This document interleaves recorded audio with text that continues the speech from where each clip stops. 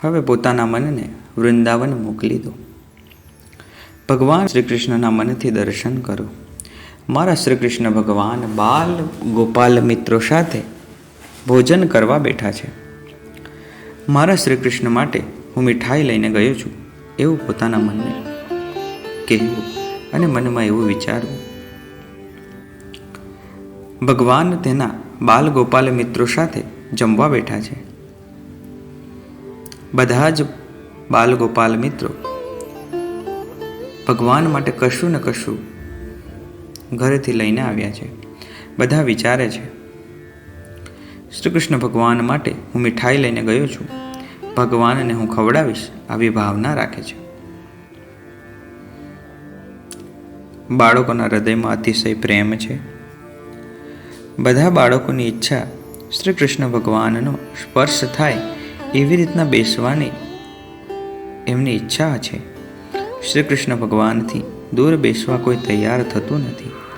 બધાનો જ સ્પર્શ શ્રી કૃષ્ણને થાય એવું ઈચ્છે છે. બાળકોના હૃદયમાં પ્રેમ છે.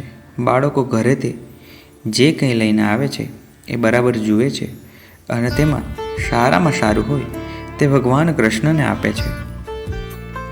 આજે ભગવાન મધ્યમાં બેઠા છે. તે પોતાના મિત્રને આપે છે અને તદ્દન સાધારણ છે તે પોતાના માટે રાખે છે. આમ સારામાં સારું એ ભગવાનને આપે છે, મધ્યમ છે તે મિત્રને આપે છે અને તદ્દન સાધારણ છે તે દરેક બાલ ગોપાલ પોતાના માટે રાખે છે. આ જ પ્રેમનું લક્ષણ છે. ભગવાનને સારામાં સારું આપો, બીજાને એનાથી સારું આપો અને પોતાના માટે સાધારણ રાખો. શ્રી કૃષ્ણ ભગવાનના મોઢામાં કોળિયો આપવાનો છે. શ્રી કૃષ્ણ ભગવાનથી દૂર બેસું તો તેમના મુખ સુધી પહોંચાશે નહીં તો કોળિયો કઈ રીતે આપીશ? રાસલીલામાં દરેક ગોપીઓને એવો અનુભવ કરાવ્યો છે કે હું તમારી સાથે જ છું. દરેક ગોપી સાથે એક ભગવાન રહે છે. એવી જ રીતે બાલ ગોપાલોની સાથે પણ ભોજન લીલામાં હું દરેક બાળક સાથે છું એવો અનુભવ ભગવાન કરાવે છે. દરેકને હું સ્પર્શું છું, એવી રીતે જ બેઠો છું. આવી લીલા તો ભગવાન જ કરી શકે. બાળક અનેક છે પરંતુ કૃષ્ણ ભગવાન જેવું બાળક કોઈ થયું નથી. બધાની ઈચ્છા છે કે ભગવાન અમને સ્પર્શ કરીને બેસે. સુખદેવજી મહારાજ આ લીલાનું વર્ણન સમાધિની ભાષામાં કરે છે. ભગવાન કૃષ્ણ માટે ભાગવતમાં સમાધિની ભાષા મુખ્ય છે. બિભ્રદ્ર વેણુ જઠરો પટયો શૃંગવેત્રે ચકશે વામે પાણો મુસૃણ કવલમ તપ્ત ફલાન્ય ગુલીષુ તિષ્ઠન મધ્યે સ્વપરિહૃદય હાસ્યન નર્મિ વિશ્વે સ્વર્ગે લોકે મિશતિ બુભૂષ યક્ષભોગ બાલકેલી. ભોજન લીલાનું વર્ણન બહુ કર્યું છે. આજની પંગત કમળ જેવી બનાવી છે. આજની લાઈન કમળના ફૂલ જેવી બનાવી. મધ્યમાં ભગવાન બેઠા છે અને બધા બાલ ગોપાલ 1000 પાંખડીઓનું કમલ હોય એવી રીતના પાંખડીઓના સંયોગમાં બેઠા છે.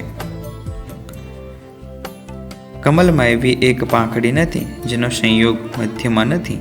મુખ્ય ભાગ સાથે બધાનો સંયોગ છે. એવી જ રીતના મધ્યમાં ભગવાન કૃષ્ણ બેઠા છે અને બધા બાલ ગોપાલો ગોળ પાંખડીઓની માફક બેઠા છે. ભગવાન બધાને સ્પર્શ કરીને બેઠા છે. બધાને એવું લાગે છે ભગવાન મને સ્પર્શ કરીને બેસેલા છે. ભગવાન કૃષ્ણથી દૂર બેસવા કોઈ તૈયાર નથી.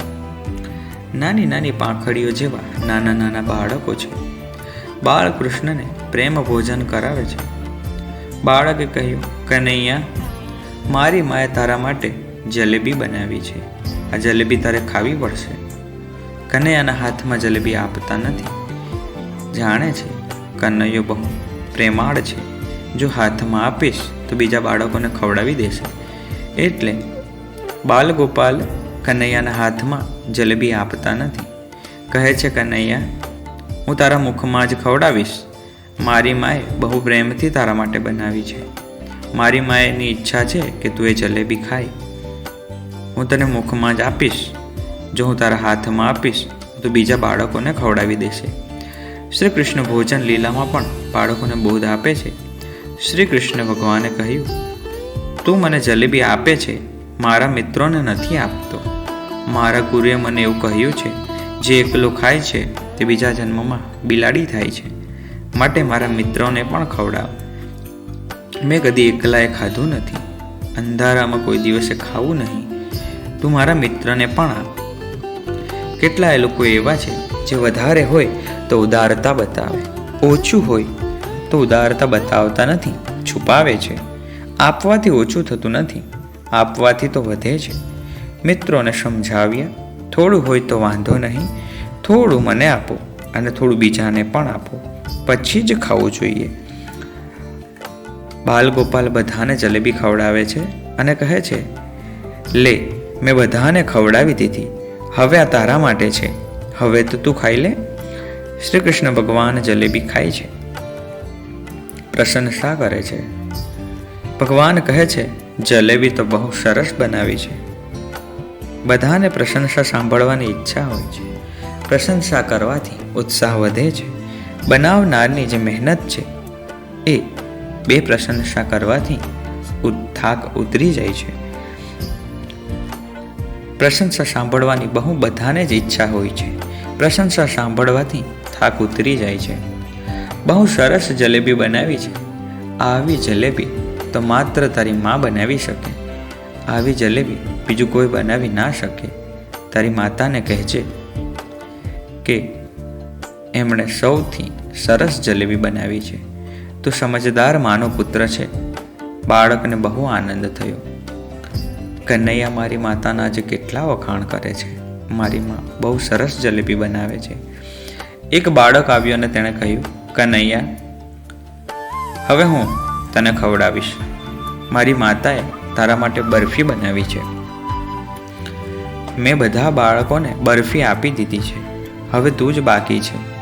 કનૈયાના મોઢામાં માં નથી, બરફી આપે છે. કનૈયો કહે છે, બરફી બહુ સરસ બની છે. એક બાળકે કહ્યું, તારા માટે તો હું દહીં વડા લાવ્યો છું. બાલકૃષ્ણ હસવા લાગ્યા. કે બધા બાળકોને ખવડાવ્યું તે? બાળક કહે છે, મેં બધા બાળકોને દહીં વડા ખવડાવી દીધા છે. પરંતુ દહીં વડાનું નામ લેતા તું કેમ હસે છે? બાલકૃષ્ણ કહે છે, આ દહીં વડા લાવ્યો છે એટલે હું હસું છું. બાળક કહે છે, એમાં શું હસવા જેવું છે? શ્રી કૃષ્ણ ભગવાન કહે છે, આ દહીં વડા જે લાવ્યો છે તેની માં બહુ જાડી છે. આ દહીં વડા જેવી જ છે, તેથી આ દહીં વડા જોઈને મને હસવું આવે છે. આ પ્રમાણે વિનોદ કરી બધા બાળકોને હસાવે છે. શ્રી કૃષ્ણ મંડળીમાં એક બ્રાહ્મણનો બાળક હતો. સાંડિલ્ય ઋષિનો પુત્ર છે. તેનું નામ મધુમંગલ હતું. 5 વર્ષનું બાળક છે. સાંડિલ્ય ઋષિના પુત્ર છે. નંદ બાબાએ સાંડિલ્ય ઋષિને કહ્યું, હજુ મધુમંગલને જનોય આપી નથી. જનોય આપ્યા પછી મારા ઘરે નહીં ખાય, પરંતુ જનોય આપે ત્યાં સુધી મારા ઘરે રોજ જમવા માટે મોકલો. હું એમને પ્રેમથી જમાડીશ. કનૈયા સાથે રોજ ભોજન કરશે. યશોદા મૈયા મધુમંગલને બહુ માન આપે છે અને રોજ પ્રેમથી સવારે અને સાંજે જમાડે છે. યશોદામાં વિચારે છે, પુરોહિતનો પુત્ર છે, મારો લાલાનો મિત્ર છે. લાલા માટે કોઈ વસ્તુ બનાવે તો પ્રથમ મધુમંગલને આપે છે, પછી લાલાને ખવડાવે છે. મધુમંગલ કનૈયાના ઘરે રોજ જમવા માટે જાય છે. આજ શ્રી કૃષ્ણ ભગવાન મધુમંગલની પાછળ પડી ગયા છે. કહે છે, અરે મધુમંગલ, તું રોજ મારા ઘરે જમવા માટે આવે છે, કોઈ દિવસ પોતાના ઘરે મને લઈ જતો નથી. મારે તારા ઘરનું આજે ખાવું છે. હમણાં જ ઘરે જા અને તારી માતા પાસે જે કંઈ બનાવ્યું હોય એ મારા માટે લઈને આવ. મધુમંગલને સંકોચ થાય છે, હું કનૈયાને ઘરે રોજ ભોજન કરવા જાઉં છું. આજે મારી પાસે ભોજન માંગે છે. મારી માં કદી પણ કનૈયાને ઘરે ભોજન માટે બોલાવતા નથી. મધુમંગલ દોડતો ઘરે જાય છે. તેનું માનું નામ પૂર્ણમાસી છે. તેના પિતાનું નામ શાંડિલ્ય ઋષિ છે. પોતાની માને કહે છે, માં, કનૈયો આપણા ઘરનું ખાવાનું માંગે છે. મને જે કંઈ હોય એ બનાવી આપ. પૂર્ણમાસી જાણે છે કનૈયો પરમાત્મા છે. મારા ઘરનું ખાવાની ઈચ્છા તેને આજે થઈ છે. પૂર્ણમાસીએ કહ્યું, બેટા, હું ઘરમાં રસોઈ બનાવતી જ નથી. તારા પિતાને તો તપસ્યામાંથી ફુરસદ ક્યાં છે? ભક્તિના અનેક નિયમોથી શાંડિલ્ય ઋષિ પોતાના મનને બાંધી દીધું છે. બોલવાની પણ ફુરસદ નથી. શાંડિલ્ય ઋષિ એવા તપસ્વી ભગવત ભક્ત હતા. પ્રાતઃકાળે 4 વાગ્યે યમુનાજીમાં સ્નાન કરીને 15 થી 16 કલાક ધ્યાનમાં બેસે છે. એ નિત્યક્રમ પૂરો થાય. બ્રાહ્મણનો અવતાર ખાવા માટે નથી આવતો. બ્રાહ્મણનો અવતાર સુખ ભોગવવા માટે નથી, તપસ્યા કરવા માટે છે.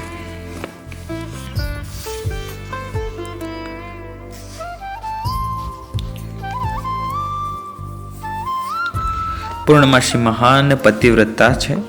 પતિના ભોજન કરવા પછી ભોજન કરે છે, પરંતુ પતિ ભોજન કરતા નથી, એટલે પૂર્ણમાસી ભોજન કરી શકતા નથી.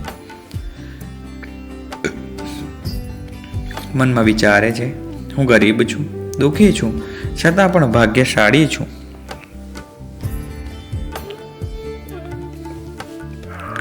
પૂર્ણમાસી મધુમંગલને કહે છે, ઘરમાં હાલ કશું બન્યું નથી. તારા પિતાને જમવાની ફુરસદ ક્યાં છે? બાળક રડે છે અને કહે છે, માં, કનૈયાએ કહ્યું છે આજે તારા ઘરનું જ ખાવું છે. આજે હું બીજા કોઈના ઘરનું ખાવાનું નથી. પૂર્ણમાસીનું હૃદય ભરાઈ ગયું છે. પરમાત્મા માંગે છે, હવે ક્યાંથી આપીશ? મારા ઘરમાં તો કશું છે નહીં. ભગવાનની ભક્તિ મૂકીને પૈસા માટે પ્રવૃત્તિ કોણ કરે? આખો દિવસ ભક્તિ કરે છે, ઘરમાં કંઈ જ નથી. સંતોષ છે, પતિ પત્નીના જીવનમાં સંતોષ છે.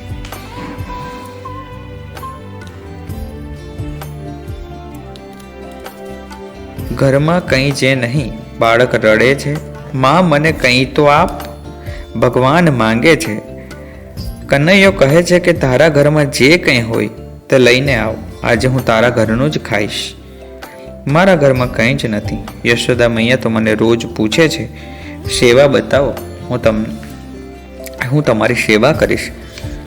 મારો પતિ કહે છે, કોઈની સેવા લેવી નહીં.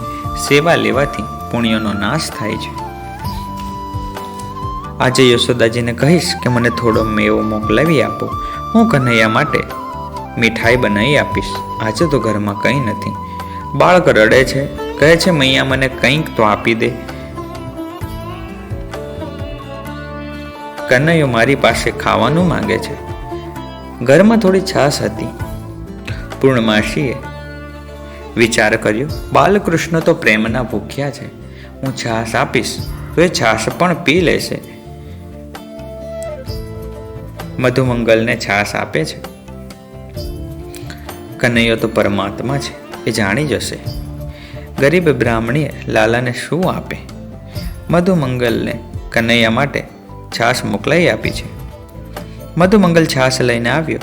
મધુમંગલ વિચાર કરે છે, કનૈયાને બધા બાળ મિત્રો જાત જાતની મીઠાઈ ખવડાવે છે અને હું આ ખાટી છાશ મારા લાલાને કઈ રીતે આપું?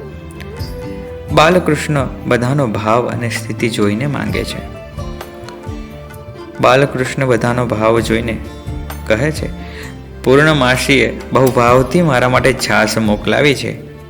લાવ, મને છાશ આપી દે. મધુમંગલ કહે, કઈ છાશ? મધુમંગલ છાશ આપતો નથી. સંકોચવશ મધુમંગલ છાશને છુપાવી દે છે. કનૈયો કહે છે, મધુમંગલ, મને છાશ તું આપી દે. કનૈયો કહે છે, છાશ તને કેવી રીતે આપું કનૈયા? તને કાલે મીઠાઈ ખવડાવીશ, હું તને છાશ આપવાનો નથી. બાલકૃષ્ણે કહ્યું, કાલની વાત તો કાલે થશે. આજે મારે છાશ પીવી છે તો મને તું છાશ આપ. મધુમંગલ કહે છે, કનૈયા, હું તને છાશ નહીં આપું, કાલે મીઠાઈ ખવડાવીશ. કનૈયો કહે છે, જોઉં છું તું કઈ રીતે મને છાશ નથી આપતો. હું તારા હાથમાંથી હાંડીને છૂટવી લઈશ. કનૈયો મધુમંગલના પાછળ દોડે છે. મધુમંગલ હાંડી લઈને ભાગે છે. કનૈયો દોડીને આવે તે પહેલા મધુમંગલ હાંડી માની છાશ પી જાય છે. મધુમંગલ વિચારે છે કે આવી ખાટી છાશ તો કઈ રીતે આપું. કનૈયાને કહે છે, હું ખાટી છાશ તને આપવાનો નથી, કાલે હું તને મીઠાઈ ખવડાવીશ. હું જ છાશ પી જાઉં છું. ઉતાવળે છાશ પીવા લાગે છે. કનૈયો દોડીને જાય છે અને હાંડી ખેંચી લે છે. કનૈયાએ જોયું, હાંડીમાં તો છાશ જ નથી. મધુમંગલ ઉતાવળે છાશ પીવા જતા મોઢા ઉપર છાશ ચોંટી ગઈ છે. કનૈયો તો પ્રેમનો ભૂખો છે. તે મધુમંગલનું મોઢું ચાટવા લાગે છે. જે ઈશ્વર જીવ સાથે જ્યારે પ્રેમ કરે છે ત્યારે ઈશ્વર પોતાનું દેહનું ભાન ભૂલી જાય છે.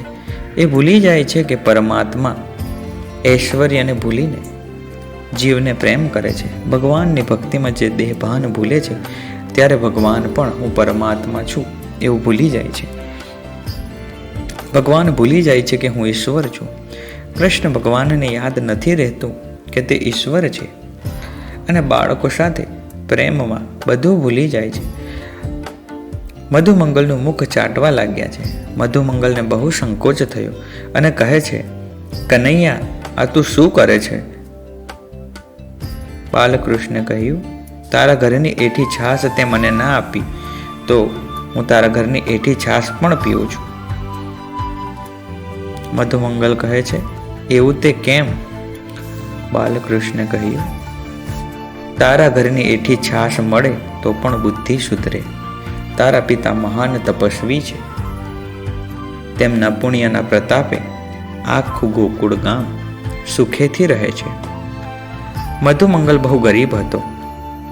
તેના પિતાની કનૈયાએ જે પ્રશંસા કરી એ સાંભળીને એને ખુશી મળે છે. જે બ્રાહ્મણ નિયમિત ત્રિકાળ સંધ્યા કરે, જેણે ગાયત્રી મંત્રના પરુશ્રવણ કર્યા છે, આવા પવિત્ર બ્રાહ્મણનું ઘરનું ભગવાન પણ માંગીને ખાય છે. બ્રાહ્મણના ઘરનું માંગીને ખાઓ. બ્રાહ્મણ ન આપે તો થોડું જળ પણ માંગો. બાલકૃષ્ણે કહ્યું, તારા પિતા મહાન તપસ્વી છે. તારા પિતાના પુણ્યથી મારું ગોકુળ ગામ સુખી છે. મધુમંગલે કનૈયાના ખભા પર હાથ મૂક્યો અને કહે છે, કનૈયા, ઘરમાં આજે કંઈ જ ન હતું. મારી મા રડતી હતી. માએ કહ્યું છે, કાલે તને મીઠાઈ બનાવીને ખવડાવશે.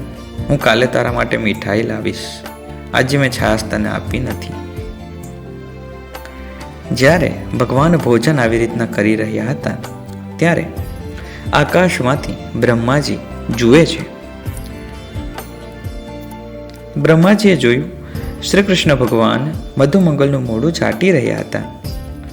શ્રી કૃષ્ણ ભગવાનની આવી લીલા જોઈને બ્રહ્માજીને શંકા થાય છે. શ્રી કૃષ્ણ ભગવાન સાચે જ ઈશ્વર છે?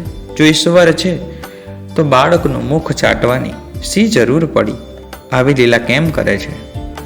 હવે હું ભગવાનની પરીક્ષા કરીશ કે તેઓ સાચે જ ભગવાન છે. જો મારા જેવું જગત રચી શકશે તો હું માની લઈશ કે ભગવાન કૃષ્ણ ઈશ્વર છે.